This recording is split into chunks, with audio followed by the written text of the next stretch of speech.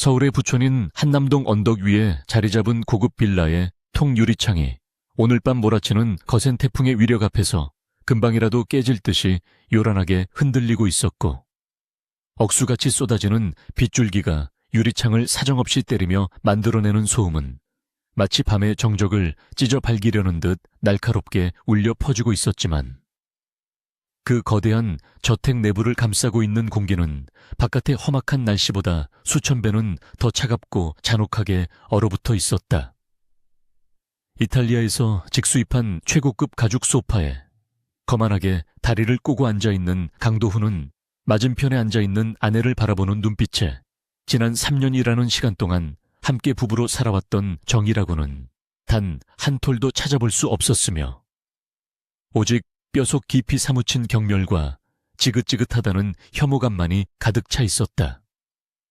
그는 대리석 테이블 위로 이혼 서류 봉투를 거칠게 내던졌고, 서류는 날카로운 소리를 내며 미끄러져 한서연의 바로 앞까지 밀려와 멈췄는데, 그는 입가에 비릿한 조소를 띠며 이제는 더 이상 너의 그 가난하고 무능력한 꼴을 단일 분일초도 견딜 수 없으니 당장 내 인생에서 사라져 주어야겠다는 잔인한 통보를 아무런 죄책감 없이 내뱉었다. 강도훈의 바로 옆에는 그의 어머니인 김 여사가 앉아 있었는데, 그녀는 세월의 흔적과 탐욕으로 일그러진 주름을 감추기 위해 짙은 화장을 하고 있었고, 온몸에는 한서연이 이 집에 처음 들어올 때 가져왔던 얼마 되지 않는 지참금과 생활비를 착취하여 사들인 금은 보화가 주렁주렁 매달려 있어 마치 움직이는 보석상과도 같은 기괴한 모습을 하고 있었다. 그녀는 며느리인 서연을 마치 집안에 기생하며 양분을 빨아먹는 더러운 벌레를 보듯이 쳐다보며, 붉게 칠한 입술을 비틀어 서연의 고아 출신이라는 점과 가진 것 없는 빈곤함을 들먹이며 모욕적인 언사를 서슴지 않고 퍼부어대기 시작했는데, 그녀의 목소리는 마치 칠판을 긁는 듯한 날카로움으로 서연의 고막을 파고들었다.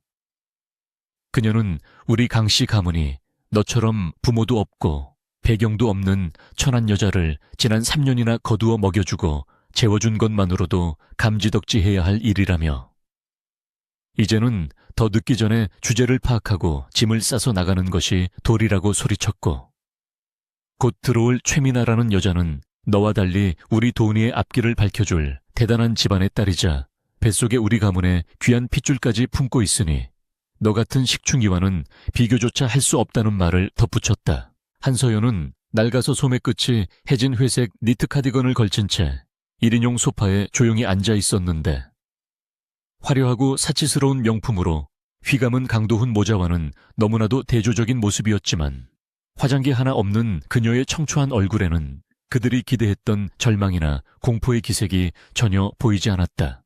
그녀는 깊고 어두운 눈동자를 들어 강도훈을 똑바로 응시했는데, 그 눈빛은 마치 폭풍우가 몰아치기 직전의 호수처럼 너무나도 고요하고 차분해서 오히려 보는 사람으로 하여금 등골이 오싹해지는 기이한 위압감을 느끼게 만들었고, 눈물 한 방울 흘리지 않고 비굴하게 매달리지도 않는 그녀의 태도에 강도훈은 묘한 패배감과 함께 걷잡을 수 없는 분노를 느꼈다.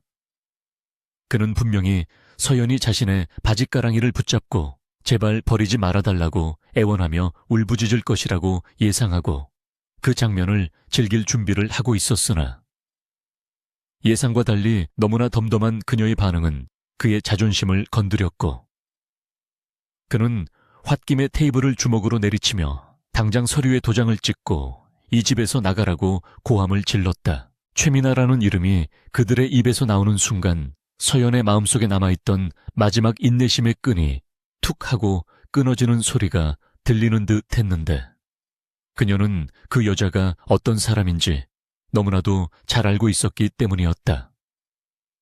최미나는 자신을 은행장 딸이라고 소개하며 강도훈에게 접근했지만, 사실 그녀는 허영심에 가득 차 신분 상승을 노리는 사기꾼에 불과했고, 이 어리석은 모자는 그 사실을 까맣게 모른 채 그녀를 집안의 구세주처럼 떠받들고 있는 꼴이 우스꽝스럽기 짝이 없었다. 서연은 입가에 희미하지만 서늘한 미소를 머금은 채 테이블 위에 놓인 몽블랑 만년필을 천천히 집어들었는데 그 손놀림이 너무나 우아하고 기품이 넘쳐서 김 여사는 순간적으로 며느리가 낯설게 느껴져 눈을 가늘게 뜨고 쳐다보았고, 서연은 자신을 변호하거나 그들의 어리석음을 일깨워주는 말 따위는 전혀 하지 않은 채 망설임 없이 이혼 서류에 자신의 이름을 유려한 필체로써 내려갔다. 그것은 지난 3년간의 노예 같았던 결혼 생활과 철저하게 숨겨왔던 자신의 정체, 그리고 사랑이라고 착각했던 그 헛된 감정에 대한 완전한 종지부를 찍는 행위였다. 서명을 마친 서연이 자리에서 일어나자 가녀린 줄만 알았던 그녀의 체구가 갑자기 거대해진 것처럼 느껴지며 강도훈과 김 여사를 압도하는 기운이 방 안을 가득 채웠고, 그녀는 자신이 지난 3년 동안 쓸고 닦으며 관리해온 이 집안의 구석구석을 차가운 눈으로 한번 훑어본 뒤 승리감에 도취해 있는 전 남편의 얼굴을 바라보았다. 그녀는 낮지만 또렷한 목소리로 당신들이 원하니 깨끗하게 물러나 주겠지만 오늘 당신들이 내린 이 결정이 앞으로 어떤 파장을 불러 일으킬지, 그리고 눈앞에 보이는 것이 전부가 아니라는 사실을 뼈저리게 깨닫게 될 날이 머지않았음을 경고한다고 말했는데, 그 목소리에는 서리빨 같은 냉기가 서려 있었다. 강도훈은 기가 막히다는 듯이 코웃음을 치며 빈털터리 주제에 어디서 그런 되먹지 못한 허세를 부리느냐고 비아냥거렸고, 당장 입고 있는 옷가지를 제외하고는 집안의 물건에 손끝 하나 대지 말고 몸만 나가라고 소리치며 그녀를 현관 쪽으로 거칠게 떠밀었다. 서연은 그들에게 더 이상의 시선을 주지 않고 곧장 2층 다락방으로 올라갔는데, 그곳은 남편이 외박을 일삼을 때마다 그녀가 홀로 밤을 지새우며 고독을 삼켰던 공간이었고, 그녀의 짐이라고는 낡은 트렁크 하나에 다 들어갈 정도의 옷 몇 벌과 낡은 일기장 한 권이 전부였기에 짐을 싸는 데는 10분도 차에 걸리지 않았다. 그녀가 낡은 트렁크를 끌고 계단을 내려오는 동안 바퀴가 나무바닥을 긁으며 내는 덜컹거리는 소리가 텅 빈 집안에 묘한 울림을 만들어냈고, 거실을 지나칠 때 도훈과 김 여사가 샴페인 잔을 부딪히며 드디어 알터니가 빠졌다며 환호성을 지르는 모습을 보았지만, 서연은 그들을 경멸 어린 눈빛으로 한 번 흘겨본 뒤 묵묵히 무거운 현관문을 밀고 밖으로 나갔다. 문을 열자마자 차가운 비바람이 기다렸다는 듯이 그녀의 온몸을 덮쳤지만, 등 뒤에서 느껴지는 저택의 가식적이고 역겨운 온기보다는 차라리 이 거친 폭풍우가 훨씬 더 정직하고 자유롭게 느껴졌다. 육중한 철제 대문 밖으로 나오자 세상은 온통 칠흑 같은 어둠과 쏟아지는 빗줄기뿐이었고, 가로등 불빛마저 빗물에 번져 희미하게 흔들리고 있는 적막한 거리였는데, 서연이 빗물을 막으려 옷깃을 여미며 걸음을 옮기려는 찰나, 어둠 속에서 믿을 수 없는 광경이 그녀의 앞을 가로막았다. 칠흑 같은 어둠을 뚫고 5대의 최고급 검은색 세단이 일렬로 늘어서 있었는데, 그 선두에는 대한민국에서 돈이 있어도 쉽게 구할 수 없다는 롤스로이스 팬텀이 위용을 뽐내며 정차해 있었고, 모든 차량의 보닛 위에는 제일그룹을 상징하는 황금 불사조 엠블럼이 빛속에서도 찬란한 빛을 발하고 있었다.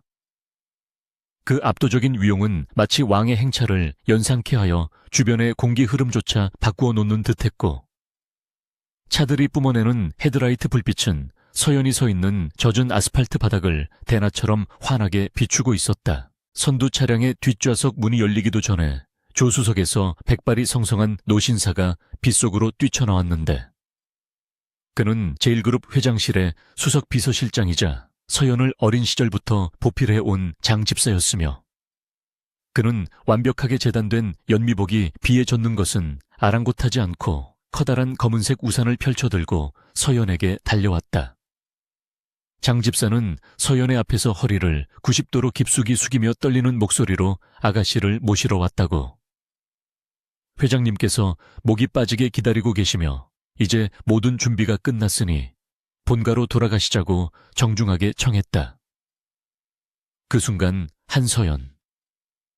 아니, 대한민국 재계서열 1위, 제1그룹의 유일한 상속녀 이서연은 낡은 트렁크 손잡이를 놓고 허리를 곧게 펴며 고개를 들었고, 그녀의 눈빛에서는 방금 전까지의 초라하고 억눌려 있던 기색은 온데간데 없이 사라지고 오직 태생부터 지니고 있던 고귀함과 범접할 수 없는 카리스마만이 강렬하게 뿜어져 나왔다. 장집사가 열어준 롤스로이스의 뒷좌석은 밖의 날씨와는 딴 세상인 것처럼 따뜻하고 은은한 조명이 감돌고 있었으며 최고급 가죽 시트에서는 기분 좋은 향기가 났고, 서연은 익숙하게 채 올라타 건네받은 따뜻한 수건으로 젖은 얼굴과 손을 닦아냈다.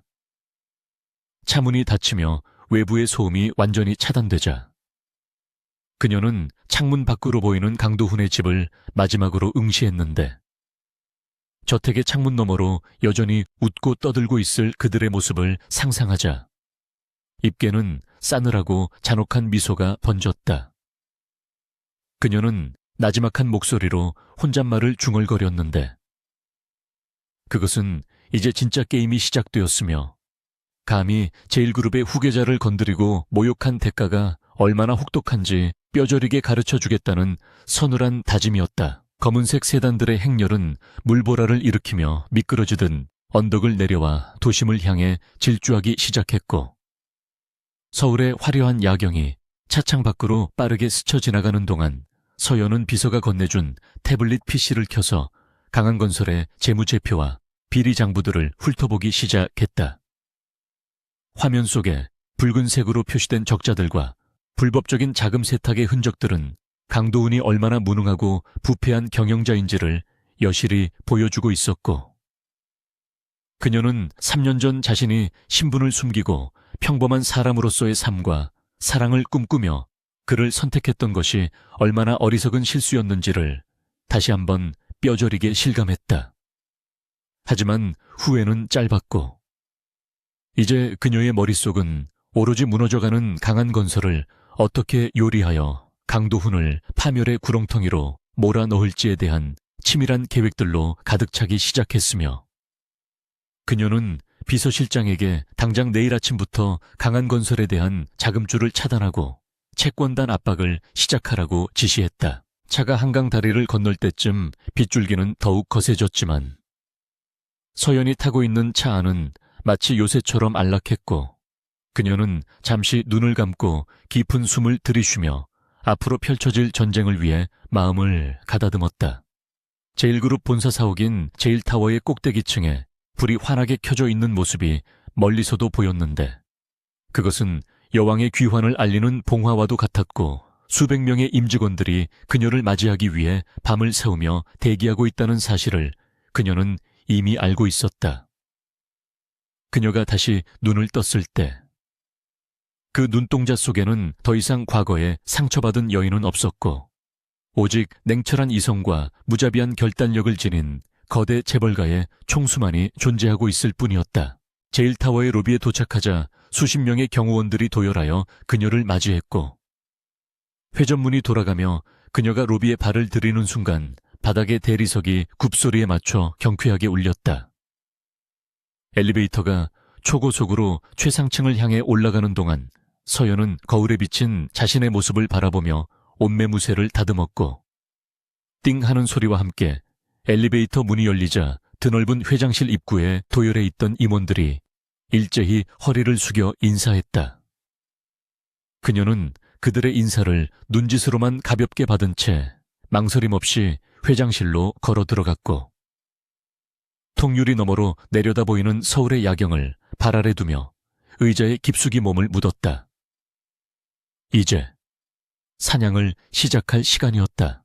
다음 날 아침, 눈을 뜬 이서연은 낯선 천장이 아닌 그녀가 태어나고 자랐던 본가 저택에 익숙하고 웅장한 침실 천장을 마주하며 잠시 동안 멍한 상태로 누워 있었다.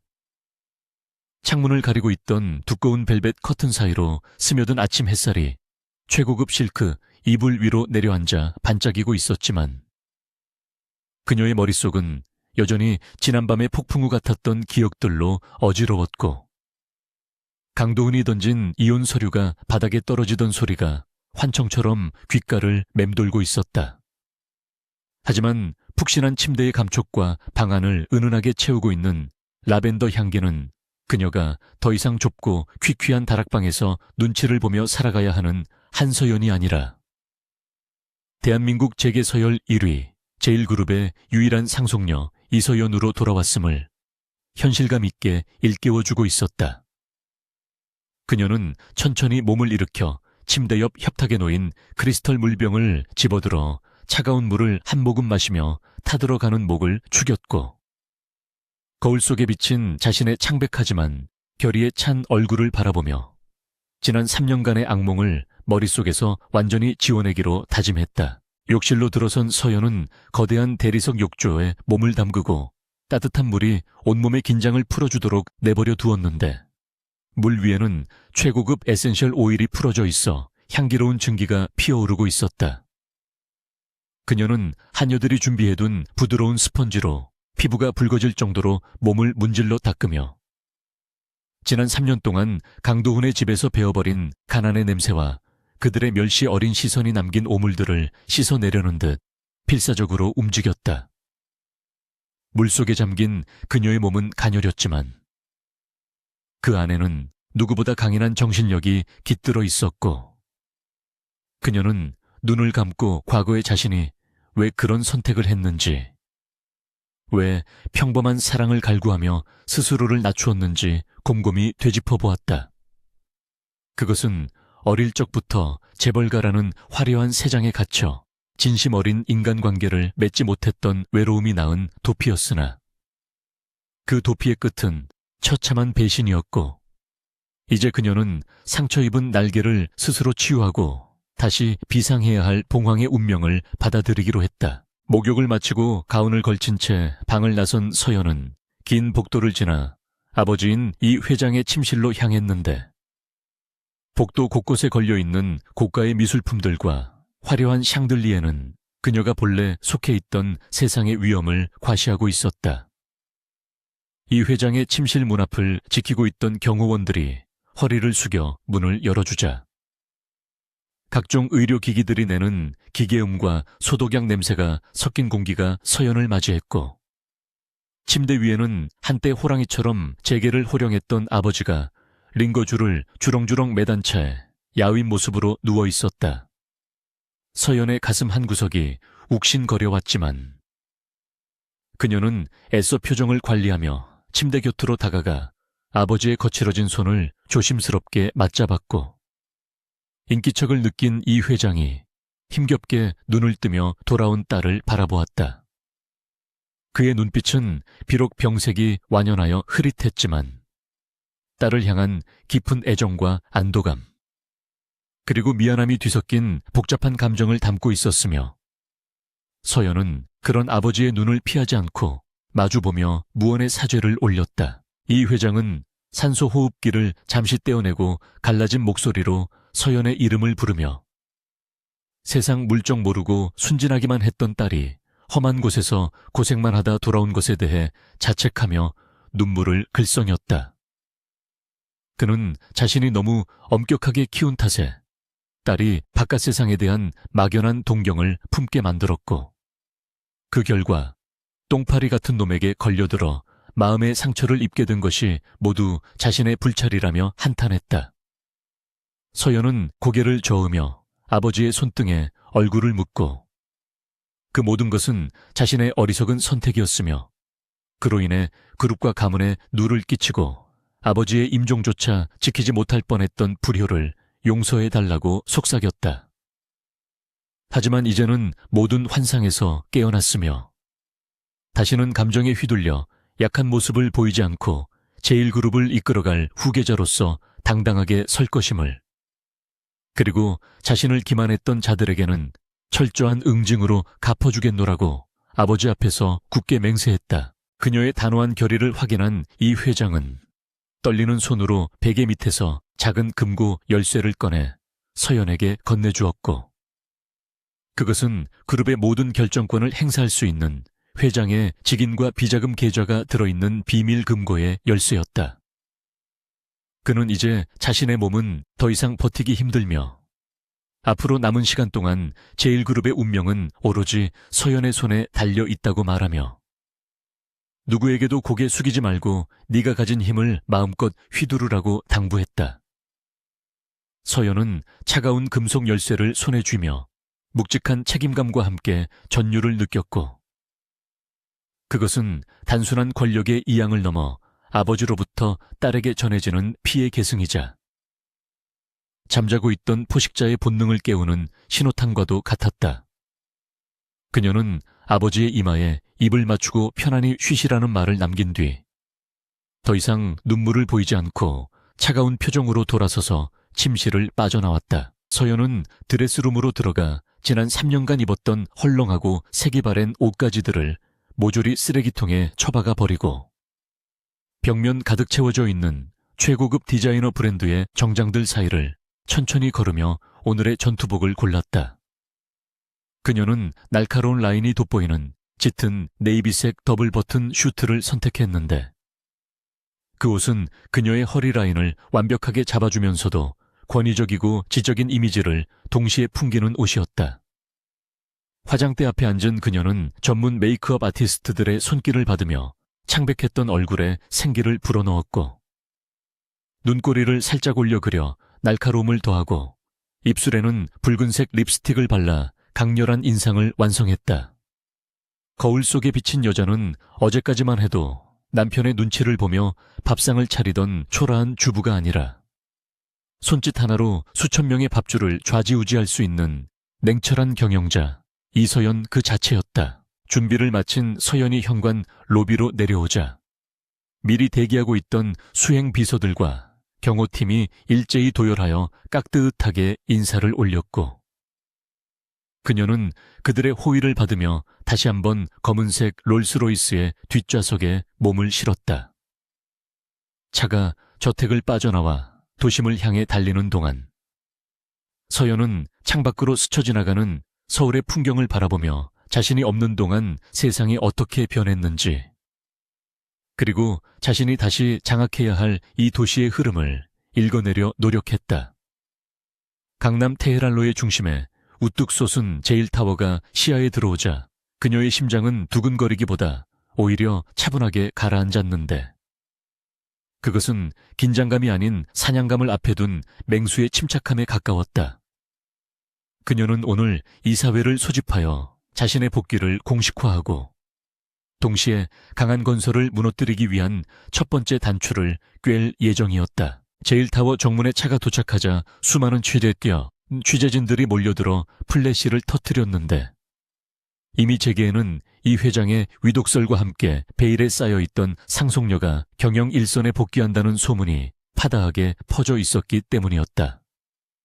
서연은 쏟아지는 질문 공세에 단 한마디도 대답하지 않고 선글라스로 눈을 가린 채 경호원들의 보호를 받으며 도도하게 로비를 가로질러 전용 엘리베이터로 향했다. 로비에 있던 직원들은 3년 만에 나타난 혹은 처음 보는 오너 일가의 압도적인 아우라에 숨을 죽이고 그녀의 뒷모습을 바라보았으며 그녀가 지나간 자리에는 찬바람이 불 정도로 냉랭한 기운이 감돌았다. 엘리베이터 문이 닫히는 순간 서연은 입가에 살짝 미소를 띄었는데 그것은 자신을 둘러싼 이 모든 소란과 관심이 앞으로 펼쳐질 복수극의 완벽한 무대 장치가 되어줄 것임을 직감했기 때문이었다. 최상층 회의실에는 이미 그룹의 주요 임원들과 계열사 사장들이 긴장한 표정으로 앉아 있었고 서연이 문을 열고 들어서자 그들은 일제히 자리에서 일어나 허리를 숙였다. 서연은 상석인 회장 자리에 앉아 그들을 천천히 둘러보았는데 그 중에는 아버지의 병환을 틈타 딴 마음을 품고 있던 늙은 여우들도 섞여 있었지만 서연의 날카로운 눈빛 앞에서는 감히 고개를 들지 못했다. 그녀는 별다른 인사말 없이 바로 업무 보고를 시작하라고 지시했고 그녀의 목소리는 낮지만 또렷하게 회의실 전체를 장악하며 누구도 토를 달 수 없는 절대적인 권위를 보여주었다. 그녀는 지난 3년의 공백이 무색할 정도로 그룹의 핵심 현안들을 꿰뚫고 있었고 날카로운 질문으로 임원들을 진땀 빼게 만들며 자신이 단순히 혈통만으로 그 자리에 앉은 것이 아님을 확실하게 증명해 보였다. 회의가 끝난 후 CEO 집무실로 돌아온 서연은 장 비서실장을 호출하여 미리 지시해 두었던 강한건설 관련 심층 분석 보고서를 가져오라고 명령했다. 장 실장이 건넨 두툼한 파일처를 받아든 서연은 책상에 앉아 서류를 한 장 한 장 넘기기 시작했는데 그 안에는 강도훈이 저지른 온갖 불법 행위와 경영 실패의 증거들이 낱낱이 기록되어 있었다. 자재 납품 단가를 조작하여 차익을 빼돌린 횡령 혐의, 부실 공사를 눈감아주는 대가로 하청 업체로부터 받은 리베이트, 그리고 회사 돈으로 최민아에게 사준 고급 아파트와 명품 내역까지. 그야말로 총체적 난국이었다. 서연은 이 서류들을 보며 헛웃음을 지을 수밖에 없었는데 과거에 강도훈이 집에 가져와 머리를 싸매던 서류들을 자신이 몰래 검토하고 수정해 주었던 기억이 떠올랐기 때문이었다. 당시 그녀는 자신의 정체를 숨기기 위해 인터넷에서 찾아봤다. 거나 상식적으로 생각했을 때 이게 맞는 것 같다는 핑계를 대며 교묘하게 그에게 정답을 알려주었고 덕분에 강도훈은 무능력함에도 불구하고 몇 번의 위기를 넘기며 승승장구할 수 있었다.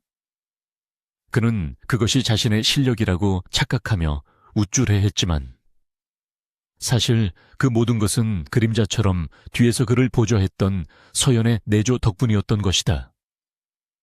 하지만 이제 그 보호막은 사라졌고 서연의 도움 없이 그가 독단적으로 진행했던 최근 몇 달간의 프로젝트들은 처참하게 실패하여 회사를 부도 직전의 상황으로 몰아넣고 있었다. 서연은 자신이 사랑이라는 이름으로 범죄자에게 날개를 달아주고 있었다는 사실에 구역질을 느꼈고 동시에 이제라도 그 날개를 꺾어버릴 수 있는 힘이 자신에게 있음에 안도했다. 서류의 마지막 장을 덮은 서연은 인터폰을 눌러 법무팀장과 재무팀장을 동시에 호출했고 그들이 들어오자 강한건설에 대한 전면적인 공격 명령을 내렸다. 그녀는 제1그룹 계열사들이 강한건설과 맺고 있는 모든 하도급 계약을 즉시 파기하고 위약금 소송을 제기할 것과 금융권 인맥을 동원하여 그들의 대출 연장을 거부하고 즉시 상환 압박을 가하도록 지시했다. 또한 확보한 비리 증거들을 익명으로 검찰과 언론에 제보할 준비를 하라고 덧붙였는데 이 모든 지시는 너무나도 신속하고 치밀하게 이루어져 두 팀장조차 혀를 내두를 정도였다. 서연은 이것이 단순한 기업 간의 분쟁이 아니라 배신당한 여자의 사적인 복수이자 정의 구현임을 분명히 하며 그들이 숨 쉴 구멍 하나 남겨두지 말고 철저하게 짓밟아 버리라고 강조했다. 해가 지고 어둠이 깔리기 시작한 창밖을 바라보며 서연은 와인잔을 손에 들고 생각에 잠겼는데 저 멀리 어딘가에서 지금쯤 강도훈이 겪고 있을 혼란과 공포를 상상하니 와인의 맛이 더욱 달콤하게 느껴졌다. 그녀는 이제 더 이상 누군가의 아내도 누군가의 며느리도 아니었으며 오로지 자신의 욕망과 목표를 위해 움직이는 냉혹한 승부사일 뿐이었다. 유리창에 비친 자신의 모습은 더할 나위 없이 화려하고 아름다웠지만 그 눈빛 깊은 곳에는 차갑게 얼어붙은 슬픔이 자리 잡고 있었고 그녀는 그 슬픔을 연료 삼아 더욱 높이 타오를 준비를 마쳤다. 강도훈이 자신을 버린 것을 뼈저리게 후회하게 만들고 그가 사랑하는 모든 것들을 눈앞에서 하나씩 파괴해 주는 것. 그것이 바로 이서연이 그에게 줄 수 있는 마지막 선물이 될 것이었다. 집무실의 문이 조용히 열리고 장 비서실장이 들어와 최민에 대한 뒷조사 결과가 나왔음을 알리자 서연은 천천히 의자를 돌려 그를 바라보았다. 장 실장이 건넨 태블릿 화면에는 최민아의 화려한 SNS 사진들과 함께 그녀의 실제 신상 정보가 떠 있었는데 그녀는 은행장의 딸은커녕 지방 소도시의 다방 종업원 출신으로 신분을 세탁하고 부유층 남자들을 노리는 전문적인 꽃뱀이라는 충격적인 사실이 담겨 있었다. 서연은 붉은 입술을 비틀어 웃으며 강도훈이 그토록 자랑스러워하던 귀한 며느리의 실체를 확인하고는 이 재미있는 진실을 언제, 어떤 방식으로 터뜨려야 가장 극적인 파국을 맞이할지 머릿속으로 계산하기 시작했다.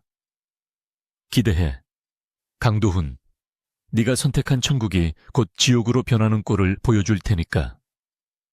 그녀의 나지막한 속삭임이 적막한 사무실에 울려 퍼졌다. 며칠 뒤 강도훈의 본가저택 식당에서는 아침부터 웃음꽃이 만발하고 있었는데 식탁 위에는 한서연이 있을 때는 구경조차 할 수 없었던 최고급 한우 구이와 굴비, 그리고 제철 과일들이 상다리가 부러질 정도로 풍성하게 차려져 있었다.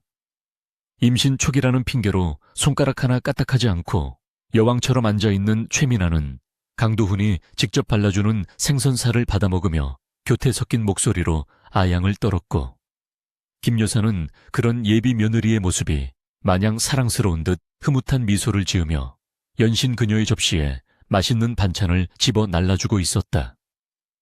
김 여사는 입버릇처럼 우리 복덩이 미나가 들어오고 나서 집안 분위기가 확 살았다며 우중충하고 재수없던 전 며느리가 나간 것이 천지신명의 도우심이라고 떠들었고, 최민아는 그 말에 맞장구를 치며 자신은 태어날 때부터 금수저를 물고 태어나서 주변 사람들에게 복을 가져다주는 사주라고 뻔뻔스럽게 거짓말을 늘어놓아 두 모자를 더욱 기쁘게 만들었다. 하지만 그들의 행복한 착각과는 달리 강도훈이 출근을 위해 집을 나서는 순간부터 그를 둘러싼 공기는 미묘하게 뒤틀리기 시작했는데, 회사 로비에 들어서자마자 직원들이 삼삼오오 모여 수군거리다가 그를 보고 황급히 흩어지는 모습이 눈에 띄었고, 그들의 눈빛에는 존경심 대신 불안감과 의구심이 서려 있었다.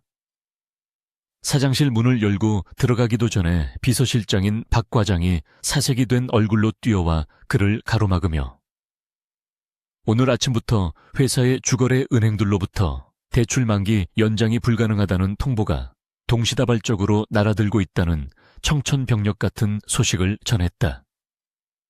강도훈은 말도 안 되는 소리라며 박 과장의 멱살을 잡고 흔들었지만 박 과장은 울상을 지으며 단순히 연장 거부뿐만 아니라 기존 대출금에 조기 상환 독촉까지 들어오고 있어 당장 이번 달 직원들 월급 줄 현금조차 바닥날 위기라고 보고했고, 그제야 사태의 심각성을 깨달은 강도훈의 등줄기에는 식은땀이 흐르기 시작했다. 강도훈은 떨리는 손으로 넥타이를 거칠게 풀어헤치며 자리에 주저앉아 평소 친분이 두터웠던 은행 지점장들에게 전화를 돌리기 시작했지만, 어제까지만 해도 형님 동생 하며 술잔을 기울이던 그들이 약속이라도 한 듯 전화를 받지 않거나 회의 중이라는 핑계로 피하기 일쑤였다.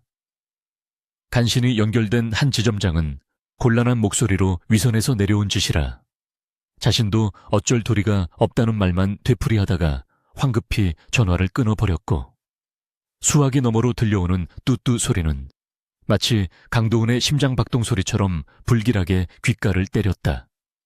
그는 도대체 누가, 무슨 이유로 갑자기 잘나가던 자신의 회사를 공격하는지 영문을 알 수 없어 답답함에 가슴을 치며 소리를 질렀고, 책상 위에 놓인 서류들을 바닥으로 쓸어버리며 분노를 표출했지만 바닥에 흩날리는 종이, 쪼가리들은 그의 무력함을 조롱하듯 나뒹굴 뿐이었다. 설상가상으로 현장 소장들로부터 다급한 전화가 빗발치기 시작했는데, 건설 현장의 핵심 자재인 철근과 콘크리트를 공급하던 주요 거래처들이 갑자기 외상 거래를 중단하고 전액 현금 결제를 요구하며 납품을 거부하고 있다는 보고였다.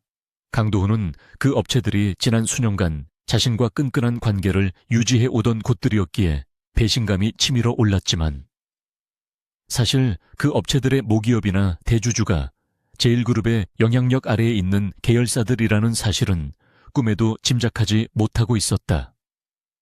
자재 공급이 끊기면 공사가 중단되는 것은 시간 문제였고, 공기 지연으로 인한 막대한 위약금과 신뢰도 하락은 강한 건설을 단숨에 파산으로 몰고 갈 수 있는 치명타였기에 그는 당장 자금을 융통할 수 있는 모든 곳을 찾아보라며 직원들을 쥐잡듯이 닥달했지만 이미 금융권의 블랙리스트에 오른 그에게 돈을 빌려줄 곳은 어디에도 없었다. 스트레스가 극에 달한 강도훈은 습관적으로 누군가에게 화풀이를 하고 싶다는 충동에 사로잡혔고, 자연스럽게 머릿속에 떠오른 대상은 지난 3년간 자신의 감정 쓰레기통 역할을 해왔던 전처 한서연이었다.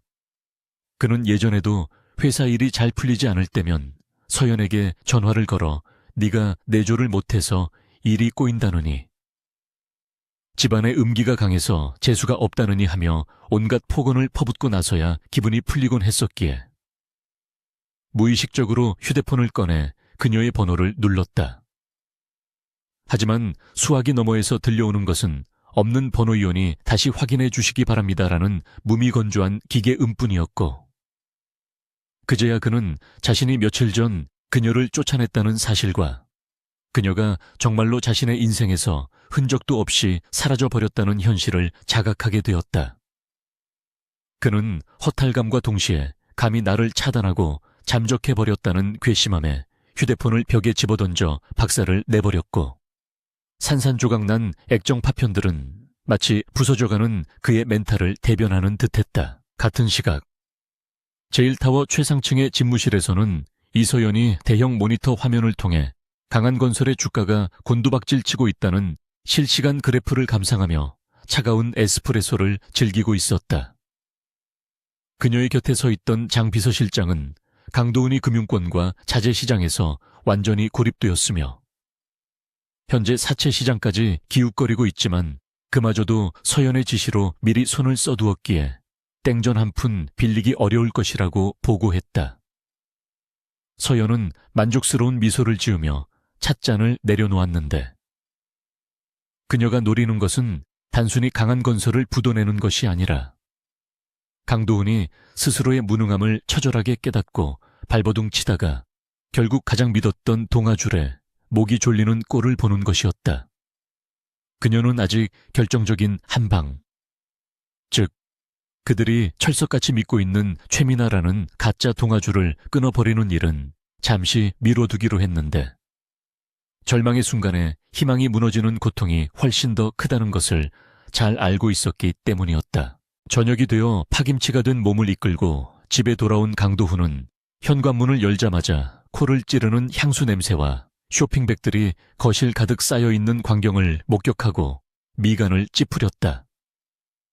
최민아는 백화점에서 VIP 대우를 받으며 사온 명품 가방과 구두들을 늘어놓고 자랑하기에 여념이 없었는데, 그녀가 긁은 카드값이 고스란히 자신의 빚으로 돌아온다는 사실을 아는 강도훈의 속은 타들어가다 못해 잿더미가 될 지경이었다.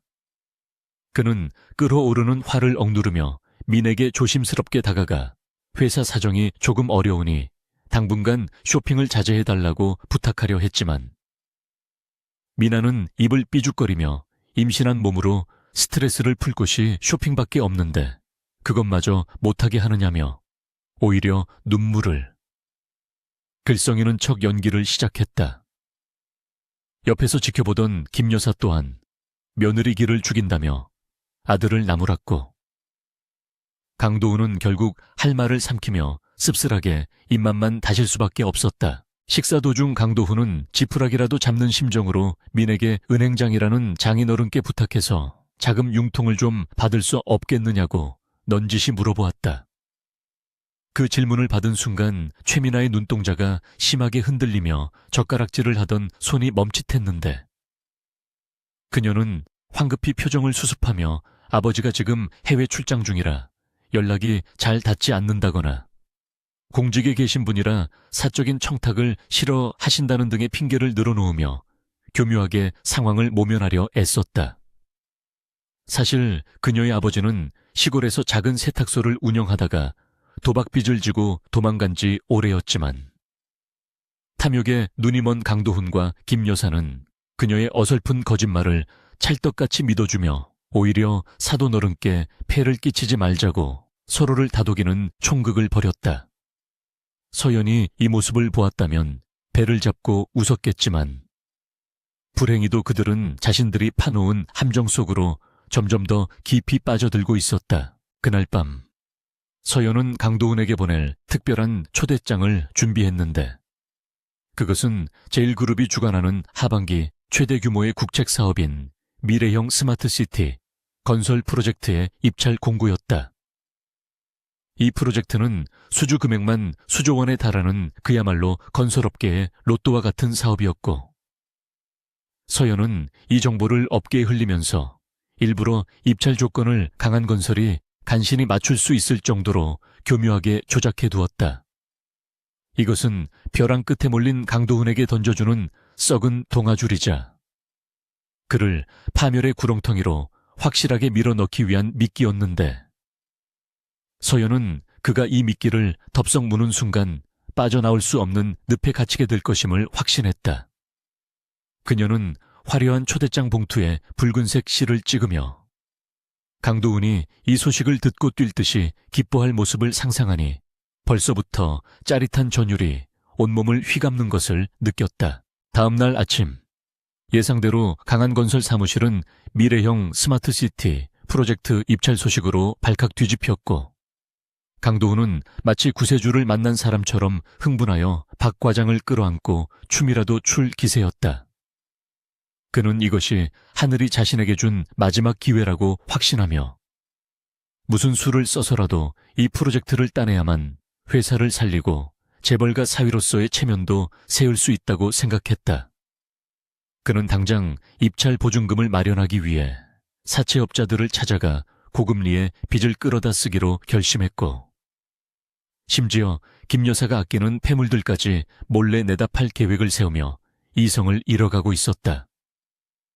이 모든 것이 전처 이서연이 설계한 거대한 덫이라는 사실은 꿈에도 모른 채 그는 스스로 불나방이 되어 타오르는 불길 속으로 뛰어들 준비를 마쳤다. 한편 서연은 사무실에서 창밖을 내려다보며 강도훈이 미끼를 물었다는 보고를 받고 있었는데 그녀의 등 뒤에는 프로젝트 입찰 심사위원들의 명단이 적힌 화이트보드가 놓여 있었다. 그 명단의 제일 위쪽 최종 결정권자란에는 제일그룹 전략기획 총괄사장 이서연이라는 이름이 선명하게 적혀 있었지만 대외적으로는 철저하게 비공개로 붙여져 있어 강도훈은 심사장에 들어서는 순간까지 그 사실을 알 수 없게 되어 있었다. 서연은 손에 들고 있던 붉은색 체스말인 퀸을 체스판의 정중앙에 내려놓으며 체크메이트는 아직이야. 강도훈, 조금 더 발버둥 쳐봐. 그래야 무너지는 소리가 더 크고 아름다울 테니까. 라고 차갑게 중얼거렸다. 그녀의 눈빛은 더 이상 과거의 연민이나 미련 따위는 찾아볼 수 없을 만큼 건조하고 냉혹했으며 오직 승리자의 여유만이 감돌고 있었다. 강도훈은 입찰 준비를 위해 밤낮 없이 일하며 직원들을 혹사시켰고 그 과정에서 무리한 일정과 불법적인 로비 자금 조성을 강요하여 내부 직원들의 원성을 샀지만 귀를 막고 오로지 성공만을 쫓았다. 그는 집에 들어와서도 미나에게 이번 프로젝트만 성공하면 널 더 호강시켜주겠다며 큰소리쳤고 미나는 겉으로는 웃으면서도 속으로는 그가 망하면 언제든지 챙길 것만 챙겨서 도망갈 궁리를 하며 딴 주머니를 차고 있었다. 껍데기뿐인 가족, 거짓으로 점철된 관계, 그리고 무너져가는 모래성 위에서 그들은 각자의 욕망을 위해 위태로운 줄타기를 계속하고 있었으며 폭풍우는 점점 더 거세게 그들의 집을 향해 몰려오고 있었다.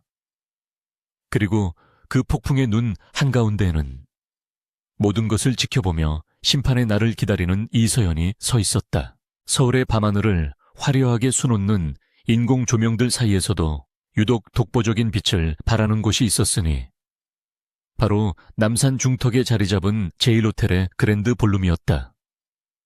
오늘 밤 이곳에서는 제일그룹이 주관하는 미래형 스마트시티 프로젝트의 서막을 알리는 자선 가면 무도회가 열리고 있었는데 대한민국 상위 1%의 재계 인사들과 정관계 고위층만이 초대받을 수 있는 그야말로 선택받은 자들만의 사교장이었다. 입구에서부터 늘어선 최고급 리무진들의 행렬은 끝이 보이지 않을 정도였고, 차에서 내리는 사람들의 옷차림은 한 채의 집값을 호가하는 명품 드레스와 턱시도로 휘감겨 있어 이곳이 바깥 세상과는 철저히 격리된 그들만의 리그임을 여실히 보여주고 있었다. 호텔 로비는 웅장한 오케스트라의 선율로 가득 채워져 있었고, 곳곳에 배치된 보안 요원들은 초대장이 없는 불청객의 접근을 원천 봉쇄하며 삼엄한 경비를 서고 있었다. 강도훈은 떨리는 손으로 나비 넥타이를 매만지며 리무진에서 내렸는데, 그가 타고 온 리무진은 오늘 하루를 위해 무리해서 렌트한 것이었고, 품에 지니고 있는 2장의 초대장은 사채업자에게 회사의 알짜배기, 땅 문서를 담보로 잡히고 빌린 현금 10억 원을 뒷돈으로 찔러주고 간신히 구한 귀하디 귀한 물건이었다. 그는 이 무도회가 단순히 춤을 추고 즐기는 자리가 아니라 프로젝트의 낙찰자가 내정되는 은밀한 로비의 장이자 회사의 생사를 결정짓는 전쟁터라는 사실을 누구보다 잘 알고 있었다. 그의 옆에는 최민아가 서 있었는데, 그녀는 온몸을 비주와 깃털로 장식한 붉은색 드레스를 입고 화려한 다이아몬드 목걸이를 하고 있었지만, 우아하고 절제된 기품이 흐르는 다른 참석자들과는 달리 어딘가 모르게 과하고 천박한 느낌을 지울 수 없었다. 하지만 콩깍지가 씌인 강도훈의 눈에는 그녀가 세상에서 가장 아름다운 여신처럼 보였고, 그녀의 가짜 배경이 오늘 밤 자신을 주류 사회로 이끌어줄 통행증이 되리라 굳게 믿고 있었다. 2 사람이 연회장 입구에 들어서자 거대한 크리스털 샹들리에가 쏟아내는 눈부신 빛에 잠시 시야가 멀어질 지경이었고, 홀 안을 가득 메운 가면을 쓴 사람들의 모습은 마치 중세 유럽의 귀족 사회로 시간 여행을 온 듯한 착각을 불러일으켰다. 사람들은 서로의 얼굴을 가린 채 은밀한 대화를 나누고 있었지만, 그들이 착용한 시계나 구두, 그리고 몸에서 배어나오는 특유의 여유로움만으로도 서로의 급을 본능적으로 알아채고 끼리끼리 무리를 짓고 있었다. 강도훈은 최민아의 팔짱을 끼고 자신만만하게 홀 중앙으로 걸어 들어갔지만, 기대했던 환대나 관심 대신 차가운 시선과 무관심만이 그들을 맞이했다. 진짜 상류층 사람들은 본능적으로 이방인의 냄새를 맡을 수 있었고, 겉모습만 화려하게 치장했을 뿐 태생적인 기품이 결여된 강도훈 커플을 보며 가면 뒤에서 조소 섞인 미소를 짓고 있었다. 그때 홀 내부의 조명이 서서히 어두워지며 무대 위로 한 줄기 스포트라이트가 떨어졌고, 웅장한 팡파르와 함께 사회자가 오늘 파티의 호스트이자 제일그룹의 실질적인 지배자인 마담 제이의 등장을 알렸다. 나선형 계단 위쪽에서 나타난 여인은 순백의 실크 드레스를 입고 있었는데, 드레스 자락이 걸을 때마다 물결처럼 일렁이며 그녀의 우아한 몸짓을 더욱 돋보이게 했고, 얼굴의 절반을 가린 백금과 다이아몬드로 장식된 가면은 신비로움을 극대화하고 있었다. 그녀가 계단을 하나씩 내려올 때마다 장내에는 숨막히는 정적이 감돌았고, 모든 사람들의 시선이 그녀에게 고정되었는데, 그녀가 뿜어내는 압도적인 카리스마와 아우라는 감히 범접할 수 없는 여왕의 그것이었다. 강도훈 또한 넋을 잃고 그녀를 바라보았는데, 이상하게도 심장이 쿵쿵거리고 손바닥에 땀이 배어나는 묘한 긴장감과 함께 어디선가 본 듯한 익숙한 실루엣에 고개를 갸웃거렸다. 마담 제이, 즉 이서연은 가면 너머의 차가운 눈빛으로 홀 아래에 있는 군중들을 내려다보았고, 그 중에서도 촌스러운 붉은 드레스를 입고 멍하니 입을 벌리고 있는 최민아와 잔뜩 긴장해서 어깨가 굳어있는 강도훈을 정확하게 찾아냈다.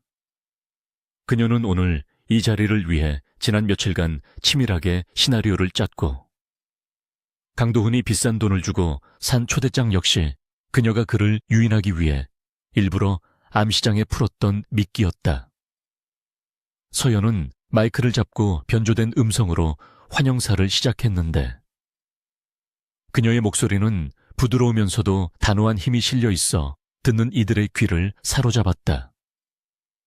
그녀는 이번 스마트시티 프로젝트가 단순한 건설 사업이 아니라 맡아 대한민국의 미래를 바꿀 혁신적인 과업임을 강조하며 오직 능력과 비전을 갖춘 기업만이 파트너가 될 자격이 있다고 선언했고, 그 말에 강도훈은 주먹을 불끈 쥐며 반드시 기회를 잡겠다고 다짐했다. 환영사가 끝나고 본격적인 파티가 시작되자 서연은 무대에서 내려와 사람들 사이를 유유히 거닐며 인사를 나누었는데, 그녀의 곁에는 항상 건장한 경호원들이 그림자처럼 따라붙어 접근을 통제하고 있었다. 강도훈은 호시탐탐 기회를 노리다가 서연이 잠시 혼자 있는 틈을 타 용기를 내어 다가갔고, 정중하게 허리를 숙이며 자신을 강한 건설의 대표라고 소개했다. 서연은 가면 속에서 싸늘한 비웃음을 흘리며 그를 쳐다보았지만 겉으로는 고상하게 고개를 끄덕이며 짧은 인사를 건넸다. 바로 그 순간 강도훈의 코끝에 미미하지만 아주 익숙한 라벤더 향기가 스치고 지나갔는데, 그것은 그가 과거에 한서연에게 생일 선물로 사주었던 싸구려 향수의 향이 아니라 서연이 본가 정원에서 직접 기른 라벤더로 만든 천연 오일의 향기였다. 하지만 강도훈은 그 향기가 전처와 연관되어 있다는 사실을 애써 부정하며, 이런 고귀한 분이 그따위 거지 같은 여자와 같은 향을 쓸 리가 없다고 스스로를 합리화했다. 서연은 강도훈과의 짧은 대면을 뒤로하고 손짓으로 웨이터를 불러 무언가를 지시했는데, 잠시 후 프랑스인 소믈리에가 최고급 와인 한 병을 들고 최민아에게 다가갔다. 소믈리에는 유창한 불어로 와인의 빈티지와 풍미에 대해 설명하며 시음을 권했고, 불어를 전혀 알아듣지 못하는 최민아는 당황한 기색이 역력했지만 주변 사람들의 시선을 의식하여 아는 체를 하며 고개를 끄덕였다.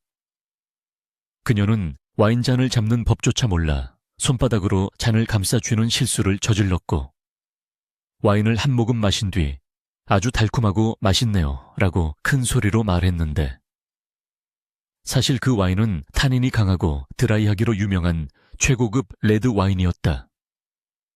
주변에 서 있던 사람들은 그녀의 무지함과 천박한 매너에 킥킥거리며 비웃음을 터뜨렸고, 일부 부인들은 대놓고 부채로 입을 가리며 수근거렸다. 망신살이 뻗친 것은 여기서 끝이 아니었는데, 이번에는 서연이 미리 심어놓은 갤러리 관장이 다가와 최민아에게 벽에 걸린 추상화를 가리키며 의견을 물었다.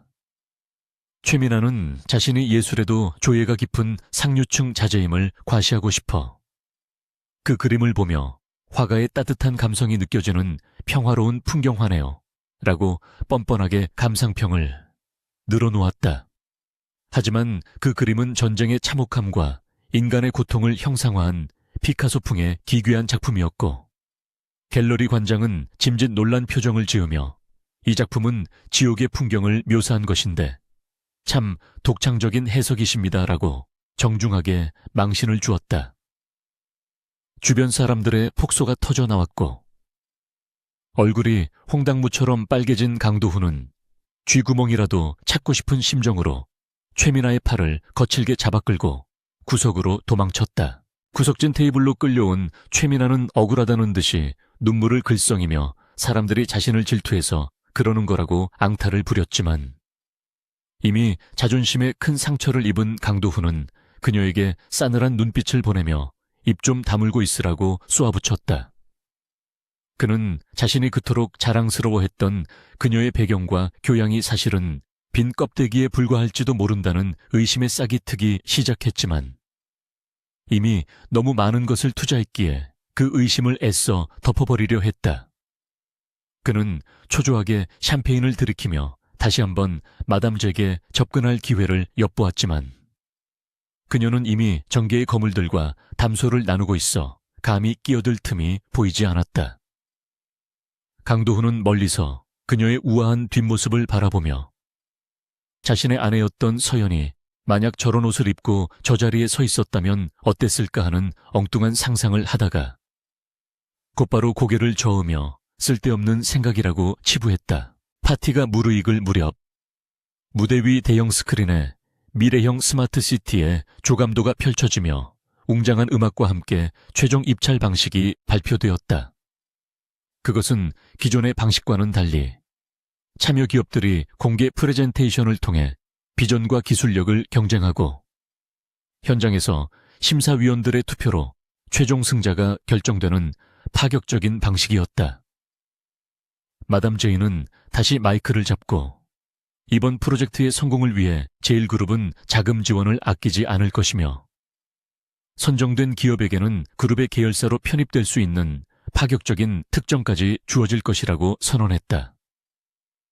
이 말을 들은 장내는 술렁이기 시작했고 강도훈의 눈은 탐욕으로 이글거렸다.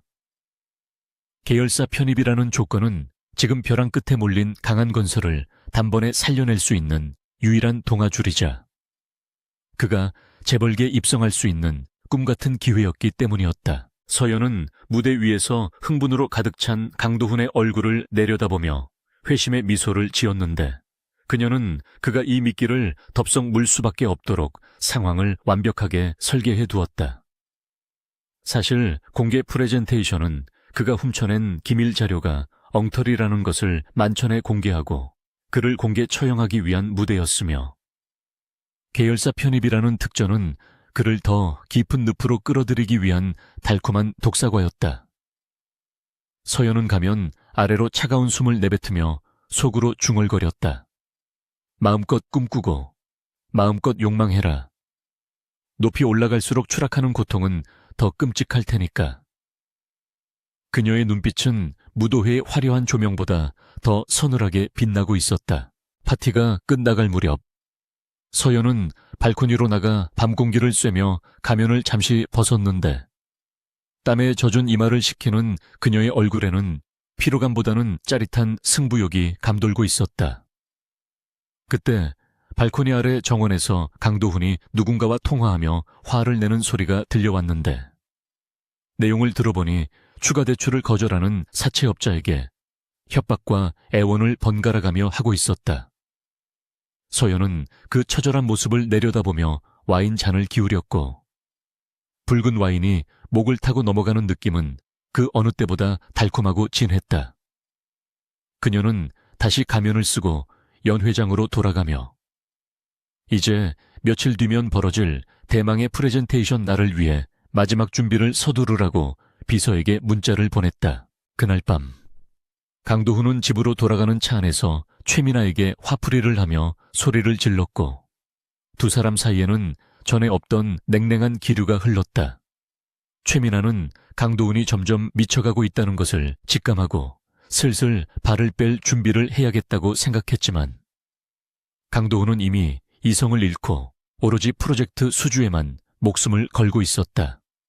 빗방울이 차창을 때리는 소리가 마치 다가올 파국을 예고하는 장송곡처럼 들려왔지만 강도훈은 그 소리를 듣지 못한 채 자신의 파멸을 향해 엑셀러레이터를 밟고 있었다. 드디어 결전의 날이 밝았고 서울 도심 한복판에 우뚝 솟은 제일타워는 구름 한 점 없는 파란 하늘 아래에서 눈부신 위용을 뽐내며 마치 거대한 유리 성체처럼 빛나고 있었는데 오늘 이곳에서는 대한민국 건설 업계의 판도를 뒤바꿀 미래형 스마트시티 프로젝트의 최종 사업자 선정 프레젠테이션이 열릴 예정이었다. 강도훈은 새벽부터 일어나 전신 거울 앞에서 몇 번이고 옷매무새를 다듬으며 비장한 각오를 다졌는데 그가 입은 이탈리아 장인이 만든 최고급 맞춤 정장은 겉보기에는 완벽한 성공한 CEO의 모습을 연출해주고 있었지만 사실 그 안에는 사채업자들에게 시달리며 불안에 떠는 초라한 영혼이 숨겨져 있었다. 그는 품 안주머니에 들어있는 USB를 다시 한번 확인하며 회심의 미소를 지었는데 그 안에는 경쟁사의 핵심 기술을 빼돌려 만든 아니 그렇다고 그가 믿고 있는 완벽한 설계 도면과 입찰 제안서가 들어있었기에 그는 자신의 승리를 의심치 않았다. 그는 오늘이 지나면 강한건설은 제일그룹의 계열사가 되어 막대한 자금 지원을 받게 될 것이고 자신은 재벌가의 일원으로 당당하게 입성하여 그동안 자신을 무시했던 모든 이들에게 보란듯이 복수할 수 있으리라. 확신하며 엘리베이터에 몸을 실었다. 제일타워 50층에 위치한 대회의실은 글라스 케이지라는 별칭답게 사방이 통유리로 되어 있어 서울 시내를 한눈에 내려다볼 수 있는 압도적인 공간이었지만 동시에 발밑이 훤히 보이는 구조 때문에 고소공포증이 있는 사람이라면 서 있는 것조차 힘든 공포스러운 장소이기도 했다. 이미 회의실 앞 대기실에는 네로라 하는 건설사 대표들이 긴장된 표정으로 프레젠테이션 순서를 기다리고 있었는데 강도훈은 그들을 곁눈질로 훑어보며 속으로 비웃음을 흘렸다. 너희들이 아무리 밤새워 준비해봤자 내 손에 들린 이 치트키를 이길 수는 없을 것이라는 오만함이 그의 눈을 가리고 있었기 때문이었고 그는 비서실장이 건네준 차가운 생수를 단숨에 들이키며 마른 입술을 축였다. 대기실의 공기는 숨 막힐 듯 무거웠지만 강도훈은 홀로 다리를 떨며 여유를 부리고 있었는데 그 모습은 마치 도살장에 끌려가기 직전에 속아 자신이 푸른 초원으로 가는 줄 알고 즐거워하는 꼴과 다를 바가 없었다. 드디어 강도훈의 차례가 호명되었고 그는 당당한 걸음걸이로 육중한 회의실 문을 열고 들어갔는데 내부는 생각보다 훨씬 더 거대하고 차가운 분위기가 감돌고 있어 순간적으로 그의 어깨를 움츠러들게 만들었다. 긴 타원형 테이블 맞은편에는 심사위원들이 석상처럼 굳은 표정으로 앉아 있었고 그들의 뒤로는 수십 명의 제1그룹 임원들이 배석하여 마치 법정의 배심원들처럼 그를 주시하고 있었다. 강도훈은 애써 태연한 척하며 중앙연단에 섰고 준비한 USB를 연결하자 대형 스크린에 그가 자랑하는 에코 스마트 시티의 조감도가 화려하게 펼쳐졌다. 그는 마이크를 잡고 유창하게 발표를 시작했는데 경쟁사의 아이디어를 그대로 베낀 내용이었지만 마치 자신이 오랜 시간 연구한 결과물인 양포장하여 떠벌리기 시작했고 심사위원들이 서로 눈빛을 교환하며 웅성거리는 모습을 보며 그는 그것이 감탄과 놀라움의 표현이라고 단단히 착각하고 있었다. 발표가 절정을 향해 달려가고 있을 때쯤 회의실 정면의 거대한 양문이 소리 없이 열리며 장내의 모든 조명이 일제히 그쪽을 향해 집중되었고 웅성거리던 심사위원들과 임원들이 마치 약속이라도 한 듯 자리에서 일어나 허리를 숙이며 예우를 갖추는 기이한 광경이 벌어졌다. 강도훈은 갑작스러운 상황 변화에 당황하여 말을 잇지 못하고 멍하니 문 쪽을 바라보았는데 경호원들의 호위를 받으며 또각또각 구두굽 소리를 내며 걸어 들어오는 한 여인의 실루엣이 눈에 들어왔다.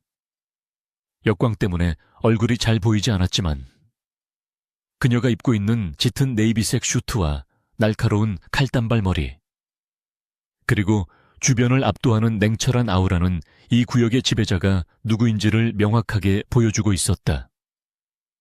강도훈은 침을 꼴깍 삼키며 그녀가 다가오기를 기다렸는데 그녀가 조명 아래로 얼굴을 드러내는 순간 그의 심장은 멈추는 듯한 충격을 받았다. 그 여인은 다름 아닌 며칠 전 자신이 비오는 날 밤 쫓아냈던 전처 한서연이었는데 아니 지금 눈앞에 서 있는 그녀는 그가 알던 촌스럽고 순종적인 아내가 아니라 머리부터 발끝까지 명품으로 휘감고 차가운 도끼를 품은 낯선 여왕의 모습이었다. 강도훈은 너무나 큰 충격에 들고 있던 레이저 포인터를 바닥에 떨어뜨렸고 떨리는 입술로 서연아, 네가 왜 여기 있어? 설마 청소부로 취직이라도 한 거야? 라는 말도 안 되는 헛소리를 짓거렸다. 그의 멍청한 질문에 장내에는 찬물을 끼얹은 듯한 정적이 흘렀고 뒤이어 임원들 사이에서 경악과 분노의 탄식이 터져 나왔지만 서연은 눈 하나 깜짝하지 않고 그를 벌레 보듯이 쳐다보며 싸늘하게 비웃었다. 그녀는 대답 대신 천천히 걸어가 가장 높은 상석인 회장 의자에 앉아 다리를 꼬고는 옆에 서 있는 장 비서실장에게 눈짓을 보냈고 장 실장은 쩌렁쩌렁한 목소리로 이분은 제1그룹의 전략기획 총괄사장이자 차기 회장이신 이서연님이십니다. 예의를 갖추십시오. 라고 선언했다. 그 말은 마치 핵폭탄이 터지는 것과 같은 충격파를 강도훈의 뇌리에 안겨주었고, 그는 다리에 힘이 풀려 연단 칠판을 붙잡고 간신히 버티며 말도 안 돼. 거짓말이야. 너는 고아잖아. 빈털터리 고아. 라고 악을 쓰며 현실을 부정하려 발버둥 쳤다. 서연은 책상 위에 놓인 마이크를 켜고 3년 전 자신이 신분을 숨기기 위해 만들었던 가짜 호적 등본과 가족관계 증명서를 스크린에 띄우며 강도훈 씨, 당신이 믿고 싶었던 현실이 가짜였고 지금 보고 있는 이 현실이 진짜입니다. 당신이 지난 3년 동안 하녀처럼 부려먹었던 그 여자가 바로 이 건물의 주인이라는 뜻이죠. 라고 차분하지만 뼈를 때리는 팩폭을 날렸다. 강도훈의 얼굴은 흑빛으로 변해갔고 그는 마치 악몽 속에 갇힌 사람처럼 식은땀을 줄줄 흘리며 주변을 두리번거렸지만 그를 쳐다보는 수많은 눈동자들은 모두 그를 비웃거나 경멸하고 있을 뿐. 그 누구도 그를 도와주려 하지 않았다. 서연은 강도훈에게 숨 돌릴 틈도 주지 않고 바로 본론으로 들어갔는데 그녀는 손짓 한 번으로 스크린의 화면을 강도훈이 방금 발표했던 설계 도면의 세부 데이터로 전환시켰다. 그녀는 레이저 포인터로 특정 부분을 가리키며 페이지 14 집안 구조 해석 데이터. 이거 어디서 많이 본 것 같지 않습니까? 바로 우리 경쟁사인 S건설이 3년 전에 폐기했던 실패한 프로젝트의 데이터와 토시 하나 안 틀리고 똑같군요. 라고 날카롭게 지적했다. 강도훈은 당황하여 아닙니다. 이건 제가 밤새워 연구한 이라고 변명하려 했지만 서연은 말을 끊으며 당신이 산업 스파이를 통해 빼돌린 그 자료. 사실은 제가 당신을 잡기 위해 일부러 흘린 미끼였습니다. 그 데이터대로 시공했다가는 건물이 1년도 안 돼서 붕괴할 겁니다. 당신은 지금 살인 무기를 짓겠다고 제안한 셈이죠. 라고 폭로했다. 회의실 안은 충격에 휩싸여 술렁거리기 시작했고 강도훈은 자신이 파놓은 함정이 아니라 서연이 파놓은 거대한 무덤 속에 제 발로 걸어 들어왔음을 깨닫고 절망에 빠졌다. 하지만 서연의 공격은 여기서 멈추지 않았고 그녀는 다음 화면으로 강한건설의 이중장부와 비자금 내역 그리고 강도훈이 하청업체들로부터 받은 뇌물수수 리스트를 적나라하게 공개해버렸다. 화면 가득 채워진 붉은색 숫자들과 빼곡한 범죄의 기록들은 강도훈이 기업가로서뿐만 아니라 인간으로서도 실격임을 만천해 증명하고 있었고 서연은 이런 부도덕하고 무능한 기업에게 국가의 미래가 걸린 프로젝트를 맡길 수는 없습니다. 강한건설은 입찰 자격 박탈은 물론이고 산업 기밀 유출 및 횡령 혐의로 지금 이 순간부터 법적 조치를 받게 될 것입니다. 라고 사형 선고와도 같은 판결을 내렸다. 강도훈은 서연아, 아니 여보, 내가 잘못했어. 한 번만 봐줘. 우리 3년 전을 생각해서라도 제발 이라며 울부짖으며 그녀의 앞으로 달려가 무릎을 꿇으려 했지만 대기하고 있던 건장한 보안 요원들이 순식간에 그를 제압하여 바닥에 짓눌렀다. 바닥에 처박힌 강도훈은 고개를 들어 서연을 올려다보았는데 눈물과 콧물로 범벅이 된 그의 얼굴은 비참하기 그지없었지만 의자에 앉아 그를 내려다보는 서연의 눈빛에는 일말의 동정심도 남아있지 않았다. 그녀는 자리에서 일어나 천천히 그에게 다가가 허리를 숙이고 그의 귓게만 들릴 정도로 작고 차가운 목소리로 속삭였다. 기억나, 내가 나갈 때 말했잖아. 눈에 보이는 게 다가 아니라고. 그리고 대가를 치르게 될 거라고. 이게 그 대가의 시작일 뿐이야. 여보. 그 목소리는 마치 지옥에서 들려오는 사신의 속삭임처럼 강도훈의 뼛속까지 파고들었고 그는 공포에 질려 비명조차 지르지 못한 채 덜덜 떨기만 했다. 서연은 다시 몸을 일으켜 보안 요원들에게 눈짓을 했고 그들은 마치 쓰레기 봉투를 치우듯 강도훈을 질질 끌고 회의실 밖으로 나갔다. 끌려가면서도 강도훈은 이건 무효야. 내가 누군지 알아놔 서연아 라고 발악했지만 문이 닫히며 그의 처절한 외침은 완전히 차단되었고 회의실 안에는 다시 무거운 정적만이 감돌았다. 서연은 옷매무새를 가볍게 정리한 뒤 얼어붙어 있는 심사위원들과 임원들을 향해 부드럽지만 위험 있는 미소를 지으며 소란을 피워 죄송합니다. 쥐새끼 한 마리가 들어와서 잠시 청소를 좀 했습니다. 회의 계속 진행하시죠. 라고 태연하게 말했다. 임원들은 그녀의 카리스마에 압도되어 마른 침을 삼키며 다시 자리에 앉았고 그 누구도 감히 방금 일어난 일에 대해 토를 달거나 질문할 엄두를 내지 못했다. 서연은 창밖으로 시선을 돌려 저 멀리 아득하게 보이는 서울의 풍경을 바라보았는데 그녀의 가슴속에 응어리져 있던 3년 묵은 체증이 시원하게 내려가는 것을 느끼며 이제 남은 것은 그들의 가정까지 완벽하게 파괴하는 일뿐이라고 되뇌었다. 회의가 끝나고 집무실로 돌아온 서연은 소파에 깊숙이 몸을 기대며 눈을 감았지만 그녀의 뇌리는 그 어느 때보다 맑고 명료하게 깨어 있었다. 장 비서실장이 다가와 검찰청 특수부에서 영장을 발부받아 강한건설 본사와 자택을 압수수색 중입니다. 그리고 최민아 씨에 대한 사기 혐의 고발장도 접수 완료되었습니다. 라고 보고했다. 서연은 만족스러운 듯 고개를 끄덕이며 테이블 위에 놓인 와인잔을 들어 올렸는데 붉은 와인이 조명을 받아 피처럼 선명하게 빛나고 있었다. 이제 그 집안에 들이닥칠 폭풍은 막을 수 없어. 김 여사가 아끼던 보석들이 압류되고 최민아의 가짜 임신과 신분이 들통나는 꼴이 아주 볼만하겠어.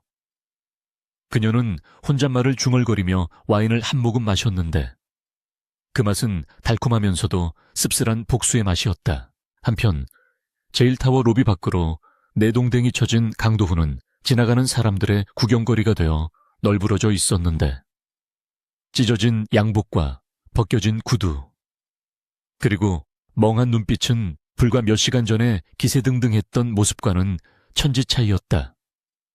그는 비틀거리며 일어나 주머니를 뒤져 휴대폰을 찾았지만 휴대폰은 이미 부서져 있었고 지갑조차 어디에 흘렸는지 보이지 않았다. 그때 건물 대형 전광판에 속보가 뜨며 강한건설 대표 강도훈 횡령 및 산업 스파이 혐의로 긴급 체포 예정이라는 자막과 함께 그의 얼굴이 대문짝만하게 실렸고 사람들은 그를 가리키며 수군거리기 시작했다.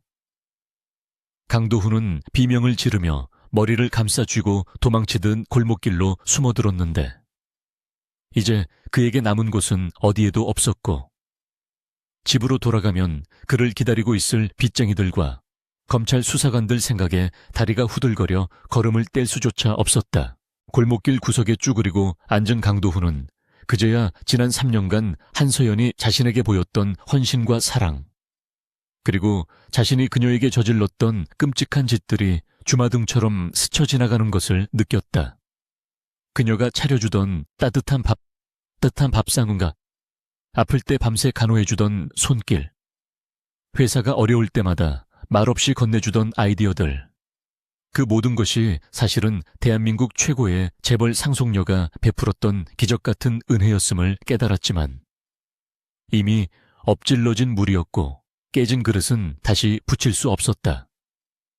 그는 땅을 치며 후회의 눈물을 흘렸지만 그것은 진정한 참회라기보다는 자신이 놓쳐버린 로또 복권에 대한 아쉬움과 앞으로 닥칠 시련에 대한 공포에 가까웠다.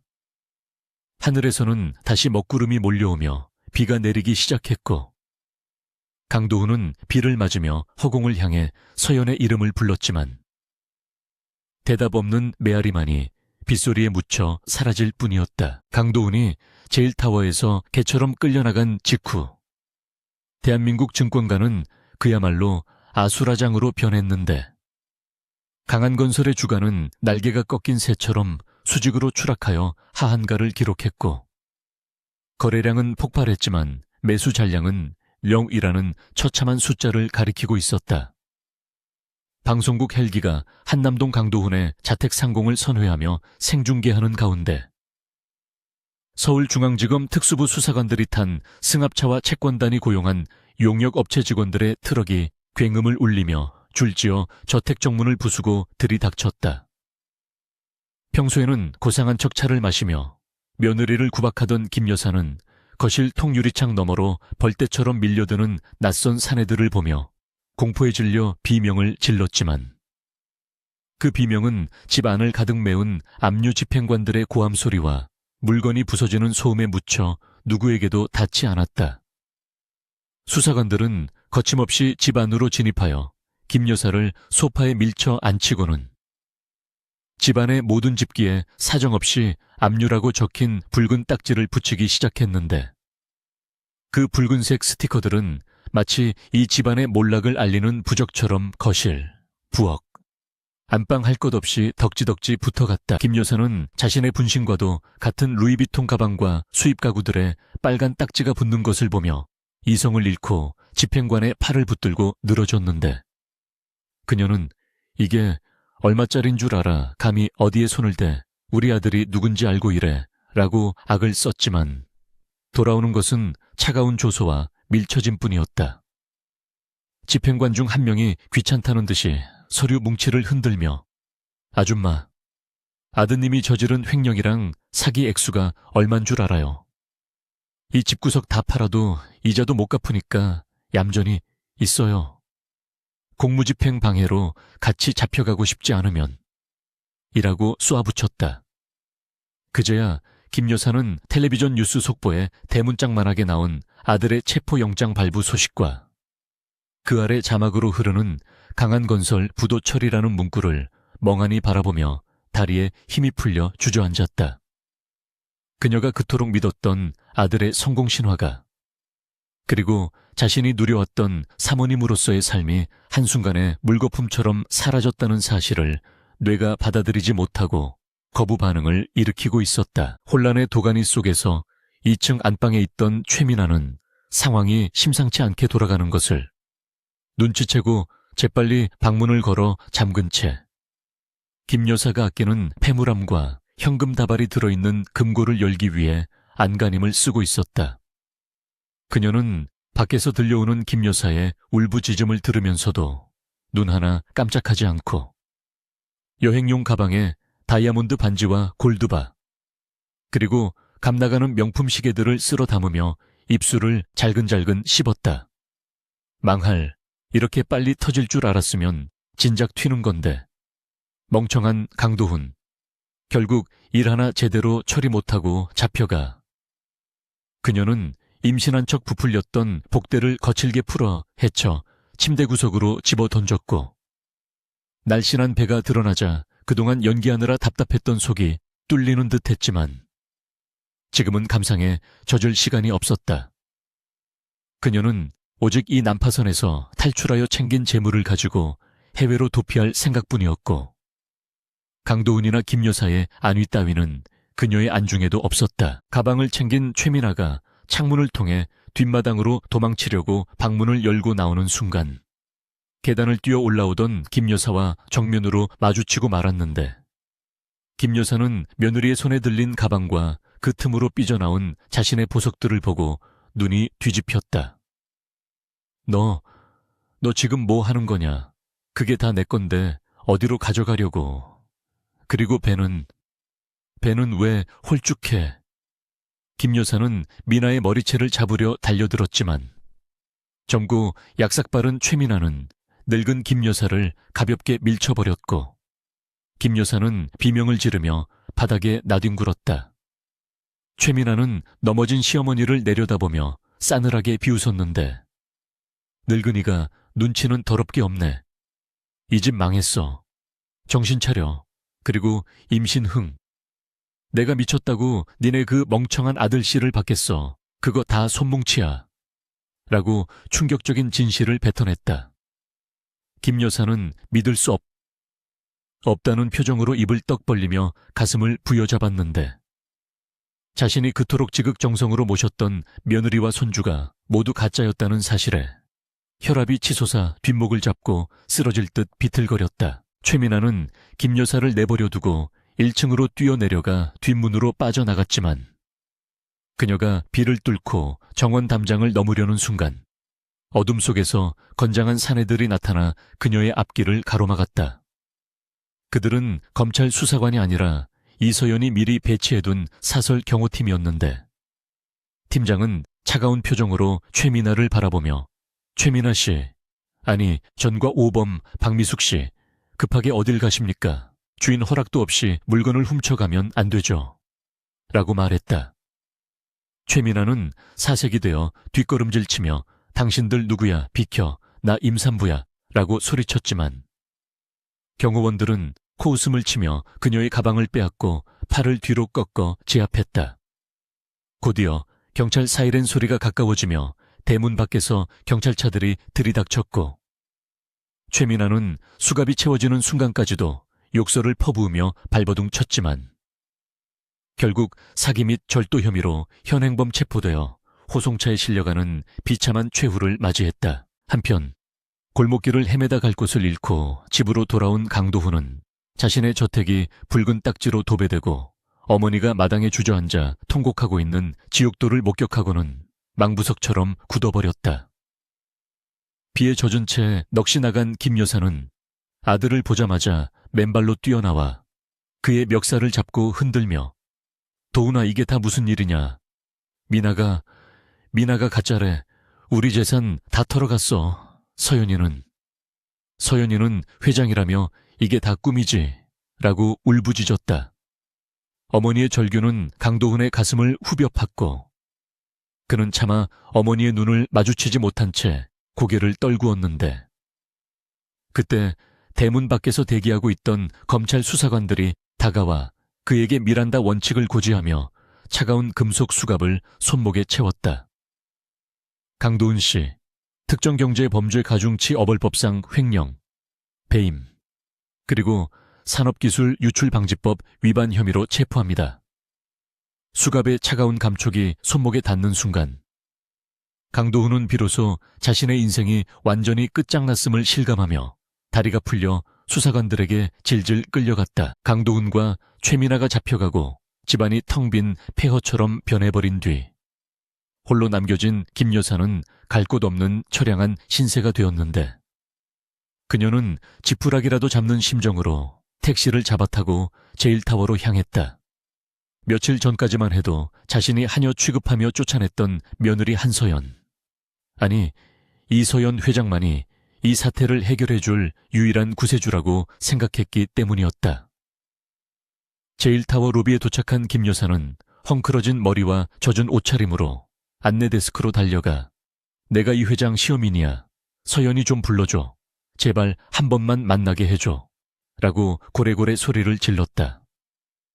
하지만 보안 요원들은 그녀를 마치 잡상인이나 노숙자를 대하듯 차갑게 막아섰고 그녀가 난동을 피우려 하자 양팔을 붙잡아 건물 밖으로 끌어내려 했다. 그녀는 바닥에 드러누워 서연아 애미다. 내가 잘못했다. 우리 도훈이 좀 살려다오. 라고 목이 터져라 외쳤지만 높고 거대한 로비 천장에는 그녀의 메아리만 공허하게 울릴 뿐이었다. 그때 로비 안쪽 전용 엘리베이터 문이 열리며 이서연이 장 비서실장과 함께 모습을 드러냈는데 그녀는 멀리서 난동을 부리는 김 여사를 발견하고 잠시 걸음을 멈추었다. 김 여사는 서연을 보자마자 벌떡 일어나 유리문 쪽으로 달려가며 애원하는 눈빛을 보냈지만 서연은 그녀를 바라보는 눈빛에 일말의 동정심도 담지 않은 채 마치 모르는 사람을 보듯 무표정하게 고개를 돌렸다. 그녀는 장 실장에게 소란스럽지 않게 처리하세요. 다시는 회사 근처에 얼씬도 못하게 접근 금지 신청하시고요. 라고 짧게 지시한 뒤 대기하고 있던 채 올라타 유유히 사라졌다.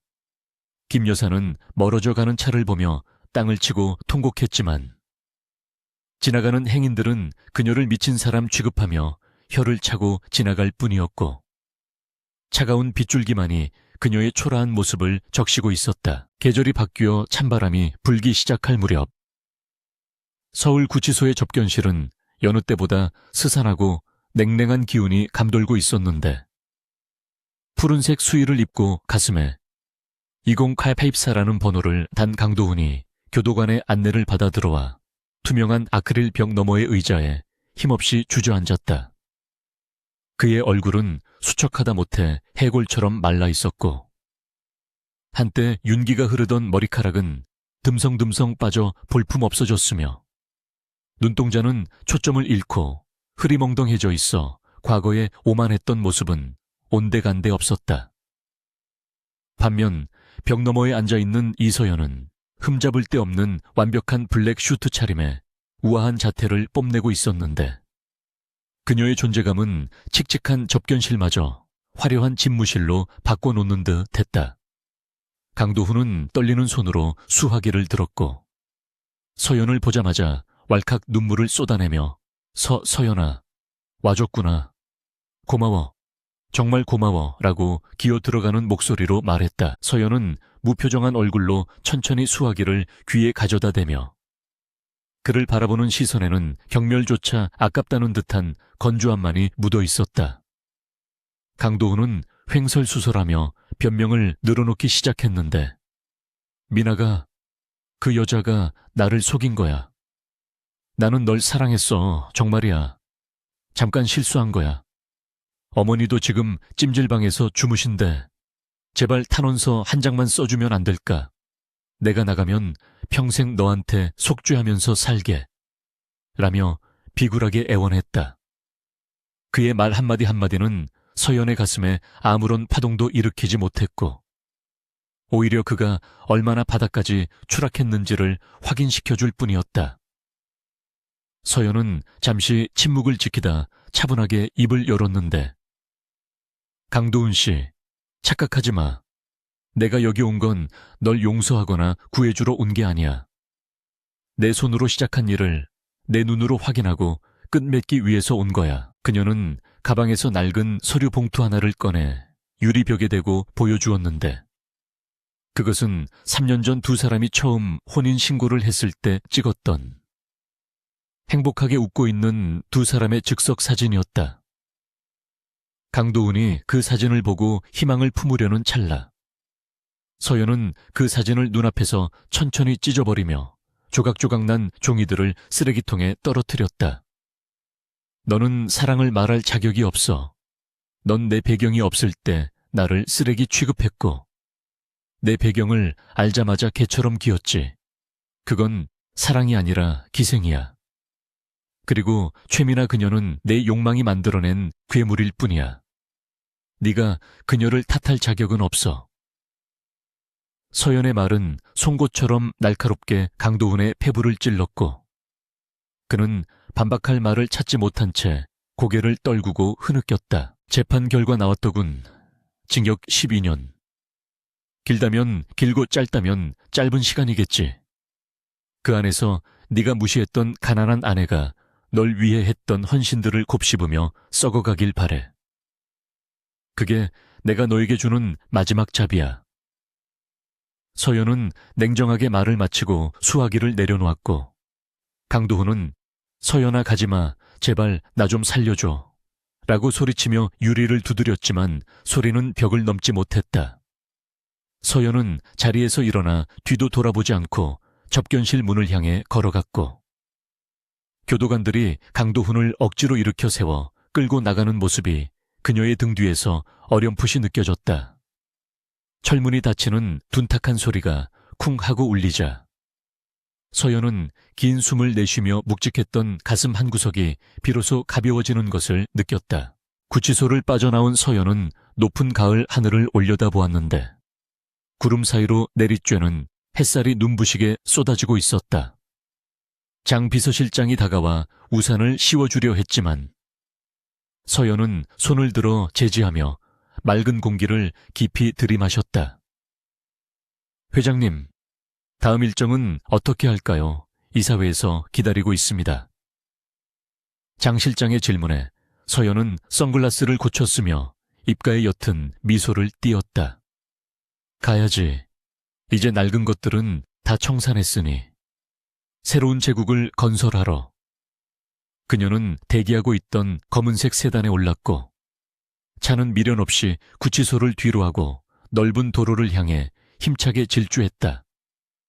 100미러에 비친 구치소의 높은 담벼락은 점점 작아져 점이 되어 사라졌고 이서연의 앞에는 끝없이 펼쳐진 탄탄대로만이 남아있었다. 계절이 4번 바뀌어 다시 찬란한 봄이 찾아왔고 지난 1년간 대한민국 재계를 뜨겁게 달구었던 강한건설의 부도와 강도훈 일가의 몰락은 이제 사람들의 뇌리에서 점차 잊혀가는 예시이야기가 되었지만 그 폐허 위에서 새롭게 태어난 제1ENC는 눈부신 성장을 거듭하며 업계의 새로운 신화로 자리 잡고 있었다.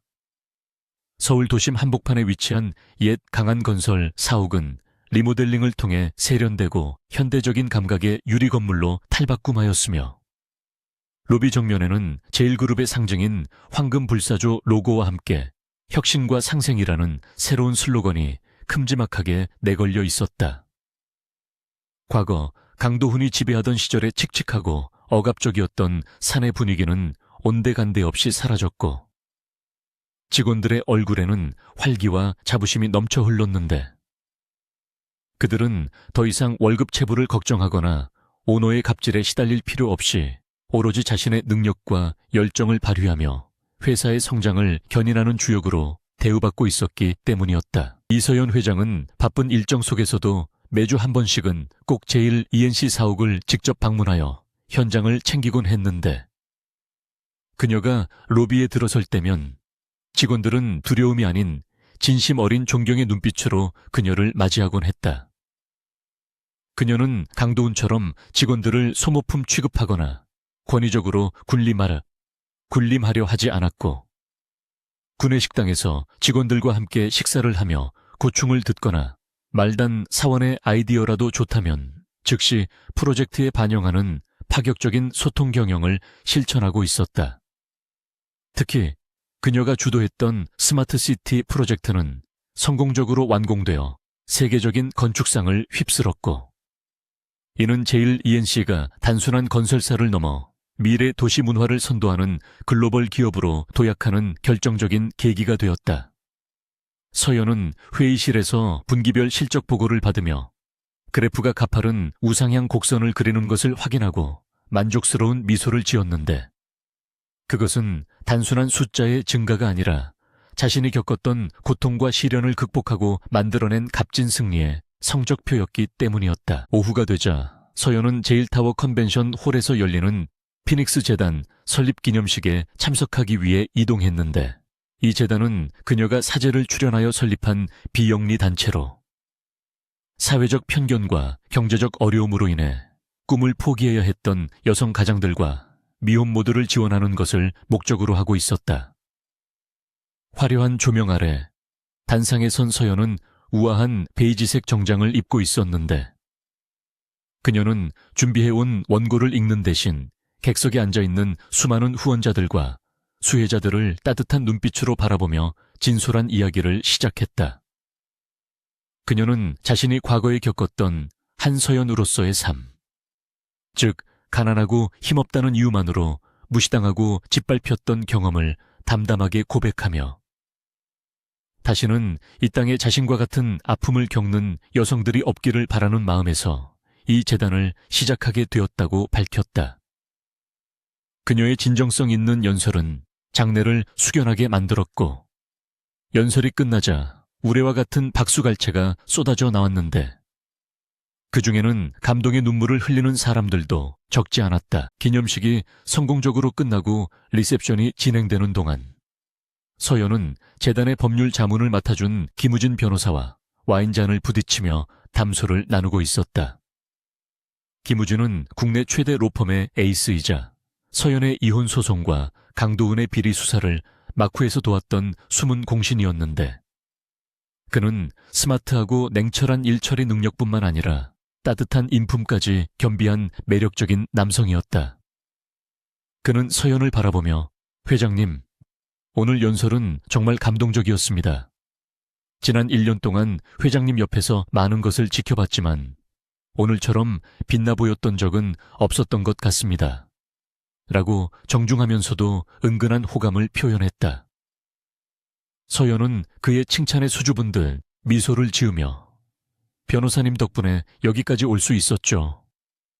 앞으로도 우리 재단, 그리고 저의 든든한 파트너가 되어주실 거죠. 라고 화답했고 두 사람 사이에는 신뢰를 넘어선 묘하고 설레는 기류가 봄바람처럼 부드럽게 흘렀다.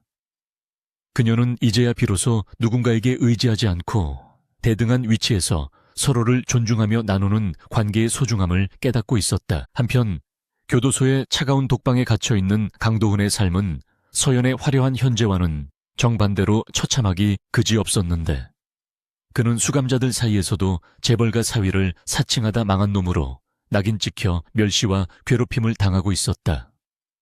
그는 좁은 감방 구석에 웅크리고 앉아 신문지 조각을 통해 서연의 재단 설립 소식을 접했는데 신문 일면에 실린 서연의 당당하고 아름다운 사진을 보며 피눈물을 흘렸다. 그는 매일 밤 후회와 자책으로 잠을 이루지 못했고 자신이 그토록 무시했던 아내가 사실은 자신을 가장 빛나게 해주었던 보석이었음을 뼈저리게 통감했지만 되돌릴 수 있는 것은 아무것도 없었다. 면회 오는 사람 하나 없는 고독한 수감 생활 속에서 그는 점점 정신이 피폐해져 갔고 가끔 허공을 향해 서연의 이름을 부르며 실성한 사람처럼 웃거나 우는 기행을 일삼아 교도관들의 골칫거리가 되어 있었다. 강도훈의 어머니 김여사 또한 지옥 같은 나날을 보내고 있었는데 그녀는 전 재산을 몰수당하고 빚더미에 앉아 달동네 쪽방촌으로 밀려났으며 하루하루 폐지를 줍거나 공공근로를 하며 근근히 생계를 이어가고 있었다. 한때 백화점 VIP 라운지를 제 집처럼 드나들며 며느리를 구박하던 그녀의 손은 거칠게 트고 갈라져 있었고 화려했던 명품 옷 대신 낡고 해진 몸빼 바지를 입은 그녀의 모습은 초라하기 그지없었다.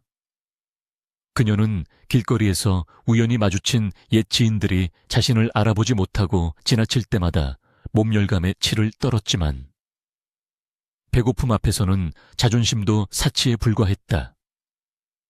그녀는 가끔 쪽방에 누워 자신이 내쫓았던 복덩이 며느리를 그리워하며 가슴을 쳤지만 그것은 진정한 반성이라기보다는 잃어버린 부귀영화에 대한 미련과 아쉬움일 뿐이었고 그럴 때마다 차가운 위풍만이 그녀의 빈방을 휑하게 맴돌았다. 최민아는 사기죄로 징역 5년을 선고받고 여자 교도소에서 복역 중이었는데 그녀는 그곳에서도 허영심을 버리지 못하고 자신이 은행장 딸이라며 수감자들에게 거짓말을 하다가 집단 구타를 당하기도 했다.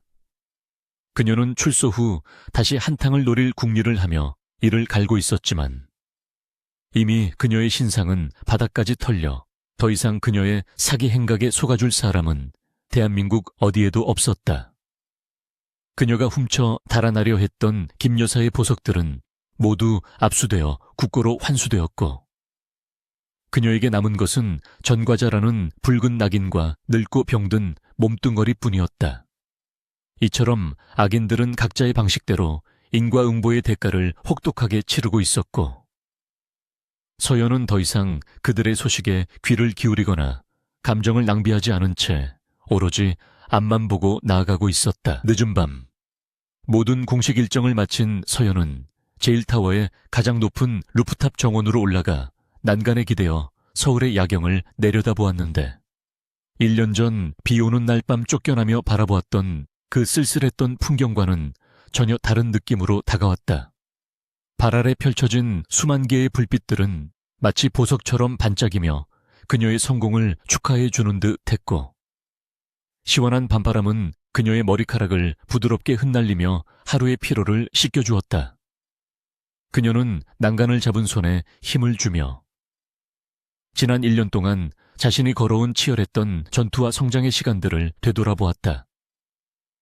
복수는 달콤했지만 그것이 끝이 아니었으며 진정한 승리는 상대를 무너뜨리는 것을 넘어 스스로가 더 단단해지고 행복해지는 것임을 그녀는 이제 확실히 알고 있었다. 그때 등 뒤에서 인기척이 들리며 장 비서실장이 따뜻한 캐시미어 쇼를 그녀의 어깨에 둘러주었는데 그는 은퇴를 앞두고 있었지만 여전히 그림자처럼 그녀의 곁을 지키며 충성을 다하고 있었다.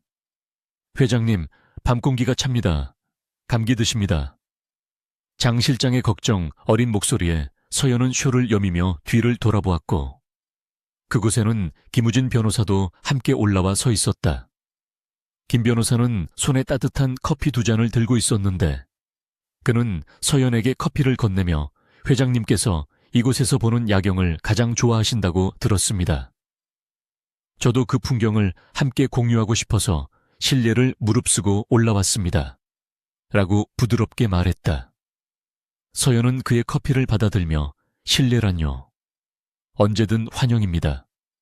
혼자 보기엔 너무 아까운 풍경이거든요. 라고 답하며 그에게 옆자리를 내어주었다. 세 사람은 나란히 서서 도시의 불빛을 바라보았고 서연은 문득 하늘에 떠있는 달이 유난히 밝고 둥글다는 생각을 했다. 그녀는 마음속으로 하늘에 계신 아버지에게 말을 걸었다. 아버지, 보고 계시죠? 저 이제 울지 않아요. 그리고 혼자도 아니에요. 제1그룹을. 그리고 제 자신을 그 누구보다 사랑하고 지켜낼 거예요. 그녀의 입계는 더 이상 과거의 그늘이나 도끼 어린 미소는 찾아볼 수 없었고 오직 평온함과 희망만이 가득한 맑은 미소가 번지고 있었다. 이제 그녀의 앞에는 끝이 보이지 않는 성공과 어쩌면 새롭게 시작될지도 모를 사랑 그리고 그녀가 만들어갈 더 나은 세상이 기다리고 있었다. 이서연은 커피를 한 모금 마신 뒤 김우진 변호사와 장 비서실장을 바라보며 활기찬 목소리로 말했다. 자, 내일은 글로벌 시장 진출 전략 회의가 있는 날이죠. 우리 제1그룹이 한국을 넘어 세계로 비상할 준비를 해야죠. 다들 준비되셨나요? 그녀의 질문에 두 남자는 든든한 미소로 고개를 끄덕였고 서연은 다시 한번 도시를 내려다보며 깊은 숨을 들이마셨다. 폭풍우는 완전히 지나갔고 비 온 뒤에 땅이 굳어지듯 그녀의 세상은 더욱 견고해졌다. 폐허가 된 가짜 낙원을 떠나 스스로 건설한 진짜 왕국에 선 여왕. 이서연의 이야기는 이제부터가 진짜 시작이었다. 그녀는 밤하늘을 향해 당당하게 고개를 들었고 그녀의 눈동자 속에는 찬란한 내일이 비치고 있었다.